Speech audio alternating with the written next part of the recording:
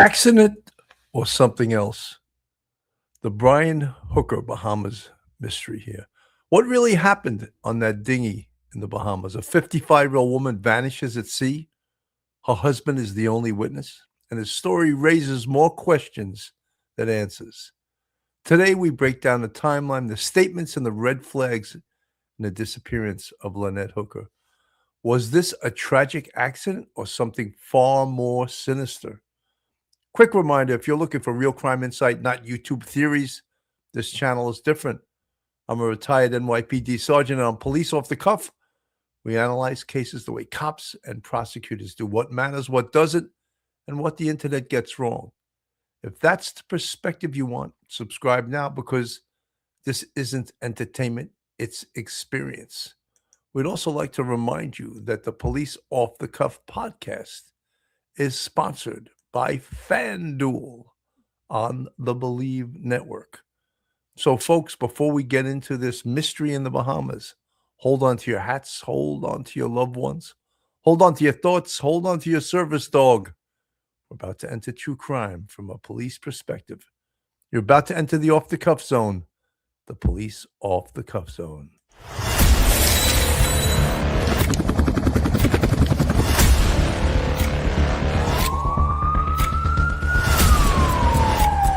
There has to be some common sense. They were the ones who called 911 to get him help, and now they're calling for change.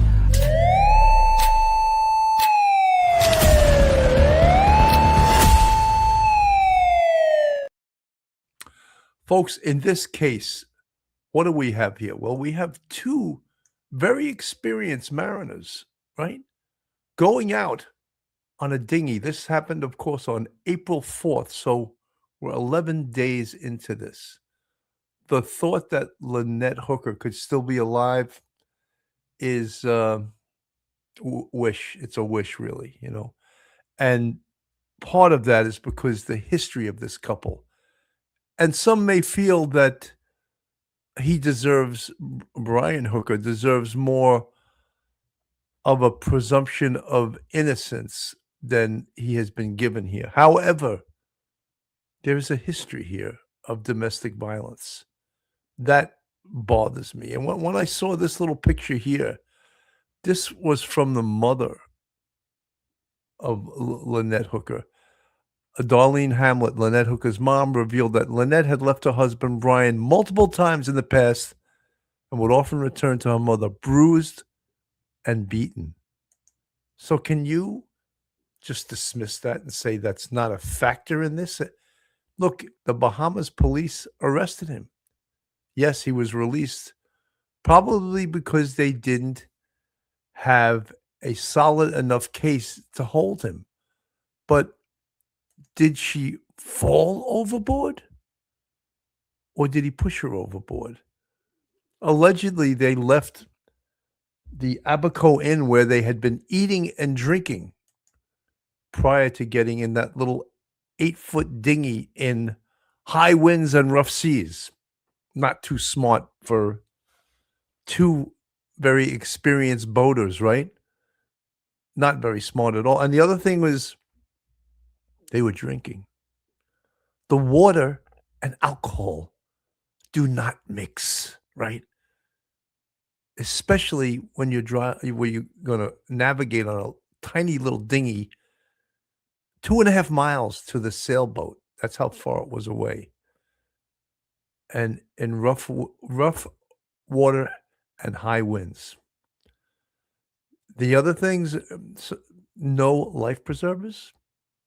It seems like this was set up for failure, that this was set up to be a tragedy, right? And then we start interviewing people. The daughter of Lynette, Carly Ellsworth, who also reports that there was incidents of domestic violence with her mom at the hands of Brian Hooker. So I don't think he really is owed the presumption of innocence. However, he's been treated fairly. So missing woman, Lynette Hooker, 55 years old, husband Brian Hooker is in his late 50s. The location was the Abaco Islands in the Bahamas. Date of disappearance was April 4th. And the couple were experienced sailors living aboard their yacht named Soulmate. That's important. This is not a couple that's new to boating. And of course, the incident occurred on April 4th around 7:30. They left the Abaco Inn. And they're traveling in a small 8-foot dinghy toward their main yacht near Elbow Cay. And according to Brian Hooker, weather conditions were rough, strong winds, and currents were present. And Brian tells the police that Lynette fell overboard during the trip. She did not have a life jacket. She had the boat's keys, which shut off the engine when she went into the water. And he claims strong currents immediately pulled her away and he lost sight of her. And after going overboard, instead of rescuing her, Brian says the boat was disabled. He could not restart the engine. He attempted to reach her but couldn't. So what does he do next? He paddles the dinghy back to shore all alone. And April 5th, around 4 a.m., so look at this time frame, over 8 hours later, Brian reaches the Marsh Harbor boatyard. He tells a security guard his wife is missing. Authorities are notified shortly after. And then there's a massive police search by Bahamian authorities. And the U.S. Coast Guard later assists. Search eventually transitions from a rescue to a recovery. No body has been found. So is this a little bit suspect? I would think so. I would think that, yeah, I would question this. I would absolutely 100% question this as to 8 hours in between the time that Lynette went missing from the time that they wound up on that water in an 8-foot dinghy heading back toward their boat. This is CBS News. CBS, an interview with the man who says his wife fell overboard more than a week ago in the Bahamas. Brian Hooker, who was released from police custody just last night, spoke to CBS News correspondent Christian Benavides. Christian, good evening. What did he say? Well, look, Tony, he was emotional. We wanted to ask him about the ongoing investigation, but the attorney ended our conversation after just about 5 minutes. We did, however, get a chance to ask him whether he believes that Lynette is still alive. I won't be able to stop looking. Hours after being released by Bahamian police last night, Brian Hooker fought back tears as he sat down with CBS News and told us he wants to resume the search for his missing wife, Lynette.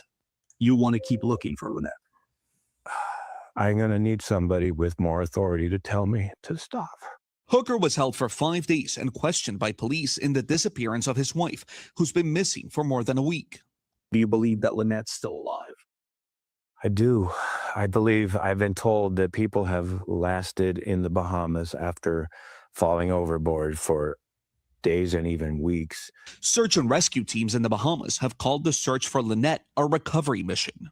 My goal is to go back and speak with the Hopetown Fire and Rescue volunteers. They have been, I believe, still looking whenever they can. Hooker says he and his wife left the restaurant at the Abaco Inn around 7:30 the night of April 4th and boarded their dinghy to return to their sailboat, which was anchored a short ride away. He says Lynette fell into rough waters and started swimming towards their sailboat while he drifted away from her on the dinghy. What was it like to sail together? Fantastic. We're more like co-captains. But messages obtained exclusively by CBS News revealed in 2024 Lynette Hooker worried about life at sea with Brian. It was real bad. I can't be out there with him. Lynette's daughter, Carly Aylesworth, has been outspoken about finding out what happened. I just want a thorough investigation so we know all the facts and justice can be served if he did something. Although Brian Hooker has been released, the investigation is still very much active. A source familiar with the matter tells CBS News that Coast Guard investigators arrived in the Bahamas today as part of their probe. So quite interesting. I would love to have a body language expert watch that interview and tell me what he thinks of the body language that Brian Hooker exhibits as he puts on that little fake, that little, which I know I'm going to get criticized, but I don't care. I'm the real police, and I know when someone's lying, and he's acting. He's doing a good acting job, and the story is inexplicable. All right. And guess what? Another thing is that when the police go back to the Abacoa Inn and they interview the waiters and the bartenders and they determine how much alcohol Brian Hooker and Lynette Hooker drank, but mostly Brian Hooker because he's still alive. Lynette Hooker disappeared. He can be charged with manslaughter. I mean, that would be a separate charge. If they put a case together and he is in fact charged with murder, and I'm not saying they have enough evidence right now. Obviously they didn't, or they would not have released him, but he was released. So if they, as a second charge, they can charge manslaughter, and that is that he was intoxicated. And that would be a reckless death if she, in fact, fell off the boat, or even worse, if he pushed her off the boat and she lost her life. Because obviously you're not supposed to drink to intoxication and go out on an 8-foot dinghy in rough seas and high winds. Does that make sense to anyone? I think it does, And that's, well, and people can say, oh, why are you pointing? Well, it's very easy. They go back to the inn and they interview. How many drinks did he have? And what would be fair is to assume intoxication. More than 3? More than 4? Well, I don't know. I would think for a man, he looks like he's about 6 foot, probably over 200 pounds. So let's give him the benefit of the doubt. 3 drinks would probably make you legally drunk or impaired, I would say. So if that's the case, besides the fact of a heavier duty charge, he could be charged with manslaughter. I think that's just very important to recognize that, And someone in the chat says, he said she was driving. That's unbelievable, right? You're on a boat. Yes, she was driving, so maybe I can't be charged. What do they call it? BWI, boating while intox? He's got answers for everything, right? She was driving. Okay. Folks, this is Police Off the Cuff. If you're not subscribed, hit that subscribe button. Give us a thumbs up. Share us with your friends, family. Hit the like button and make lots of comments. That helps our algorithm and helps our show to grow. And if you would like to contribute financially, we have a Patreon with 4 different levels. We also have a YouTube channel membership with 5 different levels, and you can become a YouTube off the cuffer by joining our channel. So, I mean, is there anyone? Someone in the chat the other day got like annoyed with me that, oh, he's innocent. Okay. Yes, he's innocent till proven guilty. That's true. But I don't like the facts and circumstances surrounding the disappearance of his wife. And if that doesn't make you suspicious, then I don't know why you're watching true crime, because this is a bad story, right? This is from Law and Crime. They just recently did a search warrant, I believe it was yesterday, on his sailboat. Let me play a little bit of this video that you will only see here on Law and Crime. A boater sent us this, showing authorities back aboard the sailboat soulmate of Brian and Lynette Hooker. This is taking place Tuesday afternoon, and you can see a Royal Bahamas police boat there and a canine on board searching the vessel. Now, this is taking place hours after Hooker left a Bahamas police station with his attorney by his side. It's unclear what police are looking for right now, but it is clear this investigation is not over. Now, as this is going on, Hooker went on a bit of a media tour today. I'm going to need somebody with more authority to tell me to stop. That's Brian Hooker speaking to CBS.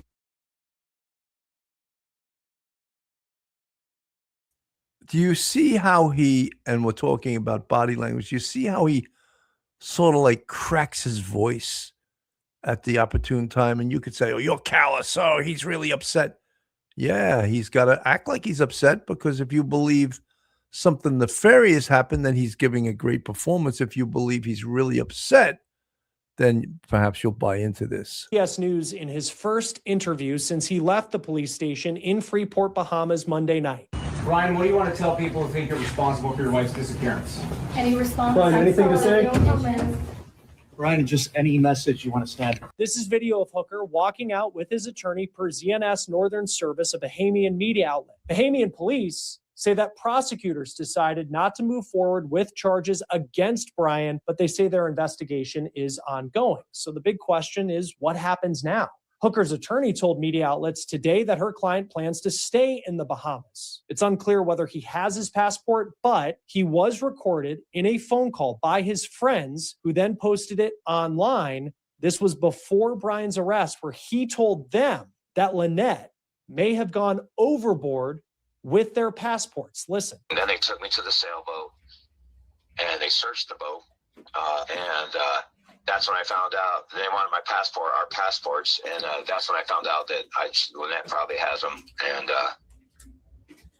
kind of a bummer for those guys for a minute, but they instead got the information somewhere else. And then they took me on the search and rescue boat and with the fire department, and we went around for hours and hours, and until about, I would say 10 a.m. or 11 a.m.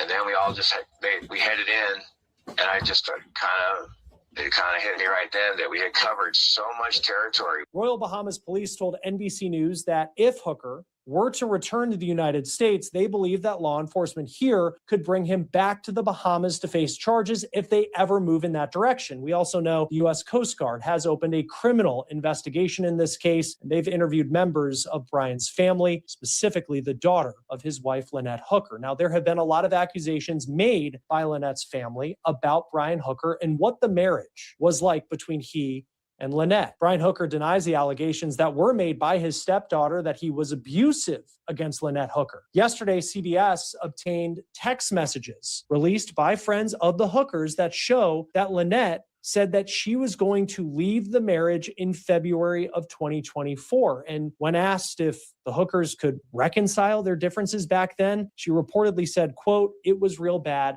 I can't be out there with him." Day 2 of crossing the Gulf of Mexico. The accusations made by Lynette's family, they come as a stark contrast to the life that the Hookers presented on social media. Here they are aboard their boat named Soulmate. Now, it was their alleged trip back to Soulmate on April 4th that changed the lives of the Hookers forever and was the last time Brian says he saw Lynette. She basically just bounced off the dinghy in the middle of a little blow, like 20-some knot winds that popped up, and on a half-mile maybe trip back to the dinghy. You know, I'm not a boater, but I would ask the question, if the winds were high and the water was rough, why were neither of them wearing a life preserver? Simple question. I think so, right? And why was she holding their passports?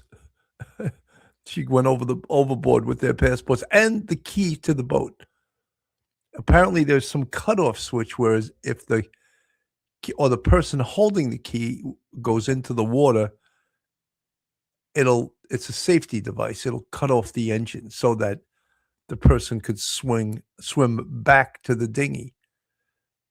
And that is a question I have also. If the engine cut off,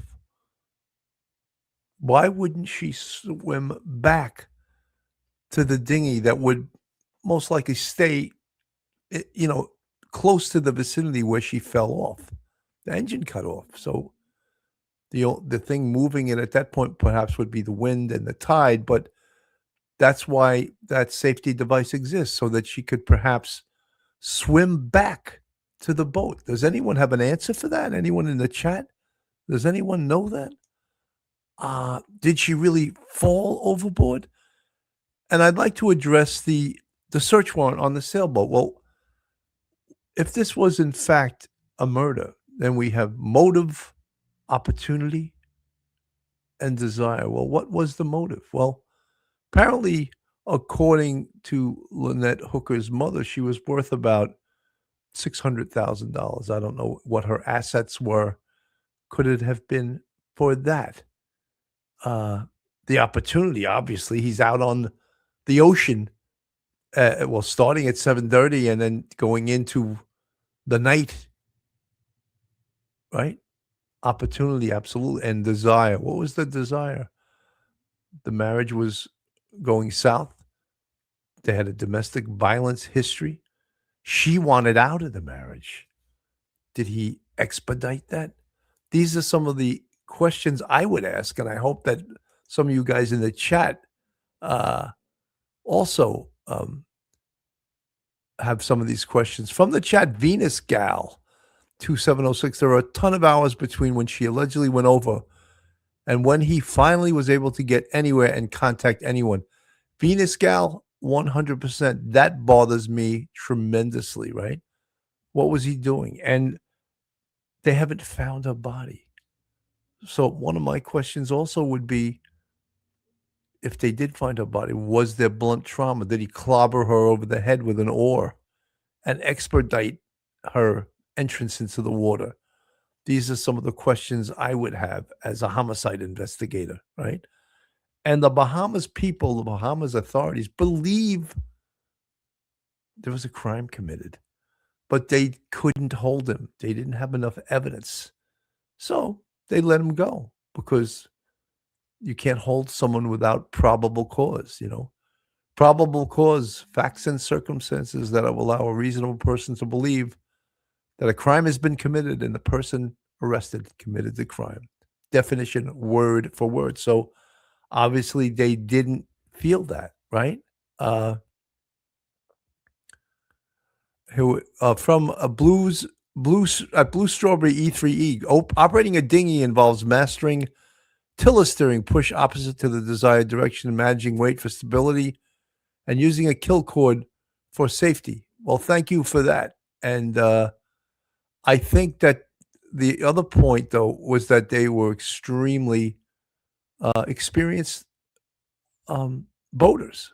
So this wasn't, as they say, and sometimes I hate this term, but this wasn't their first rodeo. They had done this before. Blue Strawberry, for outboard motors, start in neutral, ensure the engine is locked down, and steer by pivoting the motor. Approach dock slowly, preferably against the wind current.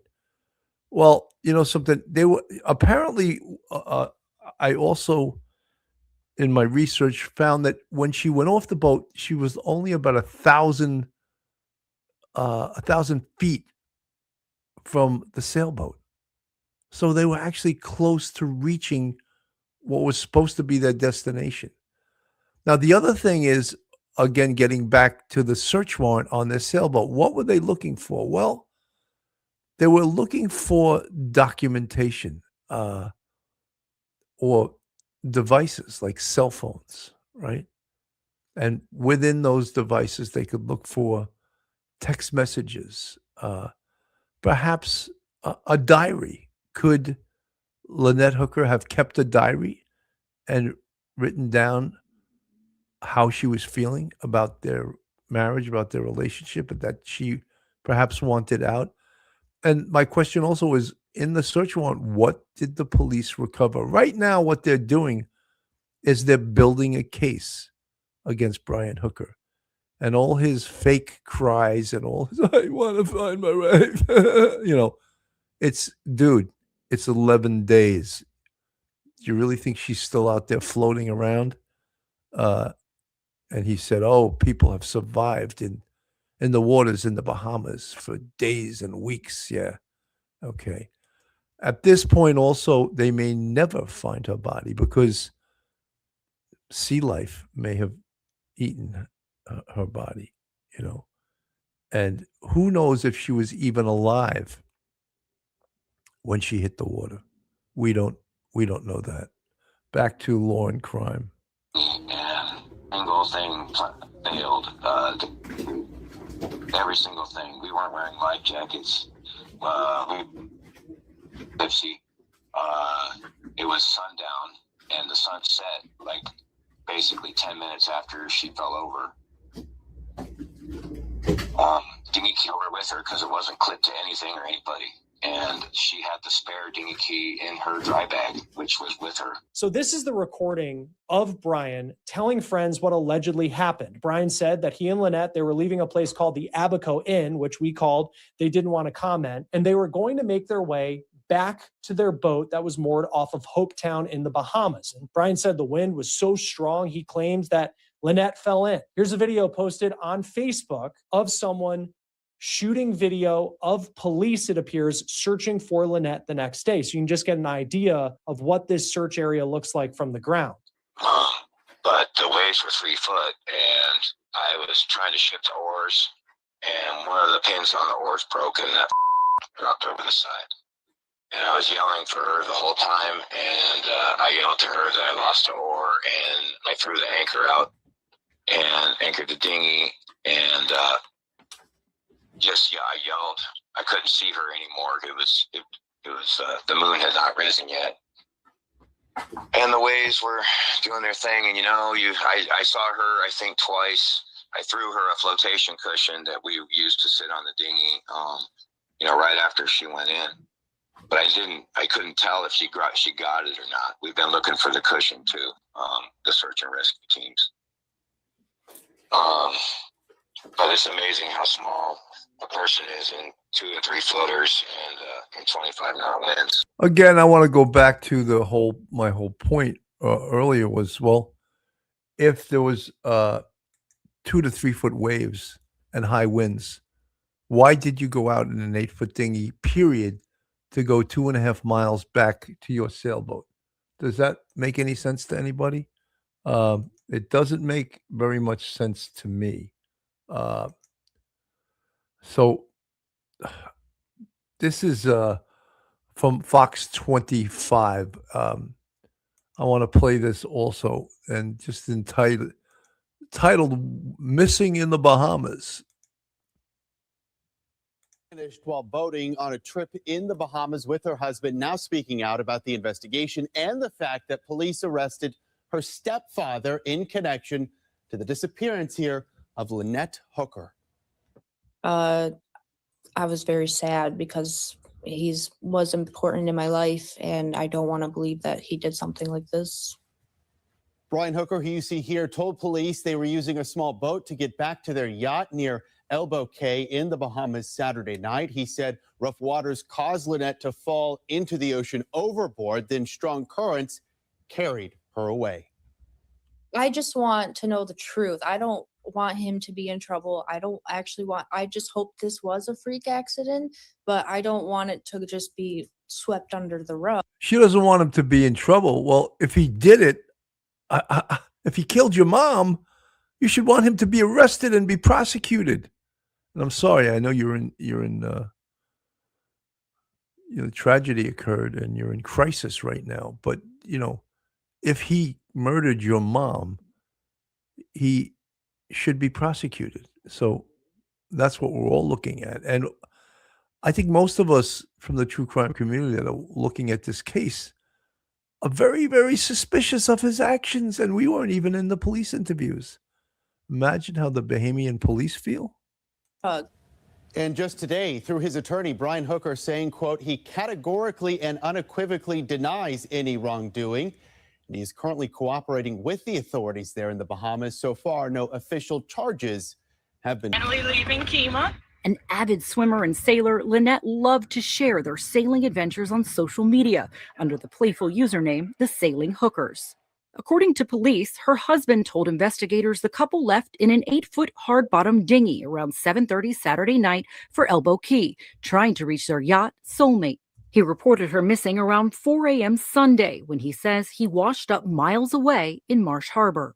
He said Lynette, not wearing a life jacket, bounced off the boat during a rough current and was carried away. She was wearing the keys, causing the dinghy to lose power, so he drifted through the night.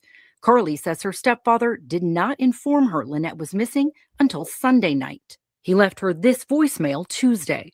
Hello, honey. I just got a call from Hopetown Search and Rescue, and they have found a flotation device that I threw to Mom when she fell overboard, and so they haven't found her yet, but they can now focus all of their efforts in a smaller area. So I just wanted to update you and let you know. I love you. I'll talk to you later. Bye-bye.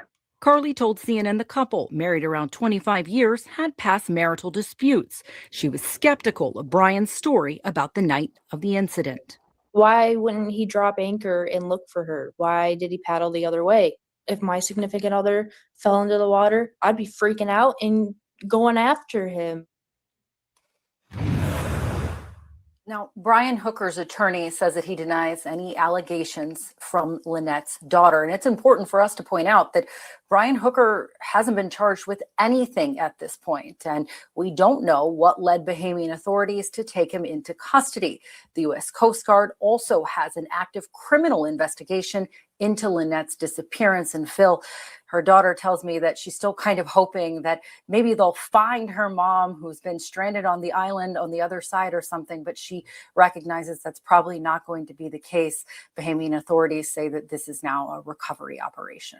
Carly Ellsworth says her mother and stepfather have been married for about 25 years and sailing together for more than a decade, documenting their life at sea across social media. And she wants law enforcement to find out what happened. It just doesn't add up why she was swimming away from the boat or why she had the keys. I have known past issues between them have not been good, so it's just weird that this is happening now. In a statement, Brian Hooker's attorney said his client is cooperating with authorities and, quote, categorically and unequivocally denies any wrongdoing in his wife's disappearance. Yeah, like why wouldn't he drop anchor and look for her? Why did he paddle the other way? If my significant other fell into the water, I'd be freaking out and going after him. Like I wouldn't just bye. I'd be out in the middle of the ocean with you. At least we'll be, alive and together. Someone would look for us eventually, but just doesn't make sense, I guess. None of this makes sense at all, right? None of this makes sense. And as I said earlier, two very experienced sailors, right? And the biggest mistake, if it in fact wasn't done purposely, was, look, honey, the water, we got 2 to 3 foot waves and heavy winds. Maybe we should stay overnight at the inn here. We're at the inn. The inn was called Abaco Inn. Why don't we stay overnight? Maybe it's not smart. But if his motive was to kill his wife, it was the perfect night to go out on rough waters in a 8-foot dinghy. Look, many people will say, oh, yes, he deserves the presumption of innocence. Yes, that's why the Bahamian authorities let him go. Trace is here. Hi. So is there any chance that she actually never was in the boat? Well, I would think Trace is part of the investigation by the Bahamian police. There were probably people that saw them get in the dinghy because it was still light out. They left the inn. They got in the dinghy. So I don't think that's a possibility. So we're gonna obviously keep with this story as it develops. But right now, I don't really like the way it looks for Brian Hooker here. Folks, I'd just like to remind everyone that the Police Off the Cuff podcast is sponsored by FanDuel on the Believe Network.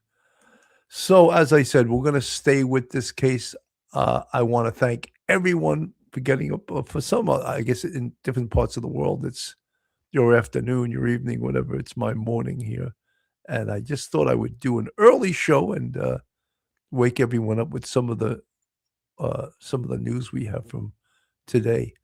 So I want to thank everyone for tuning in. I'm Bill Cannon from Police Off the Cuff. Have a great day, everyone, and God bless. One episode just ain't enough.